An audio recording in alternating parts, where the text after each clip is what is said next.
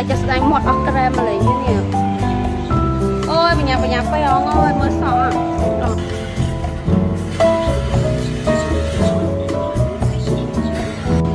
ចុងខែណាសបាយការនៅច្រើនណាស់តែខ្ញុំពុកម៉ាក់ខ្ញុំមកមើលកូនខ្ញុំមិនដែរមកហើយ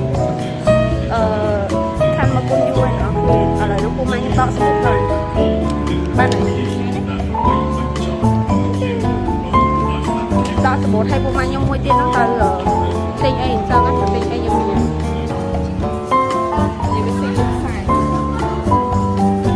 អត់ដល់ហងកូនទេ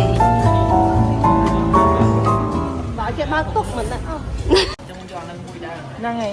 អត់ដល់មួយអានេះយកពីសាច់នេះហ៎ដូចហើយយើង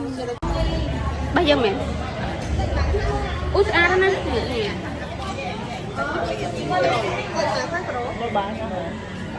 ស្ដាប់មើលកូនណាស្មៃ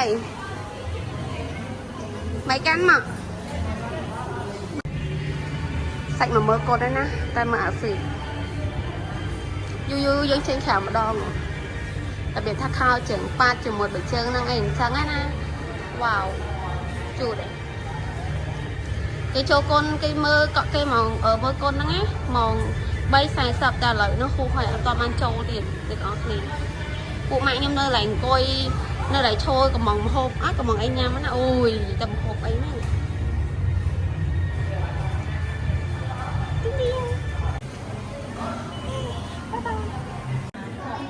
មើលតែបងសញ្ញាហ្នឹងក៏ដឹងដែរថាចិត្តញ៉ាំ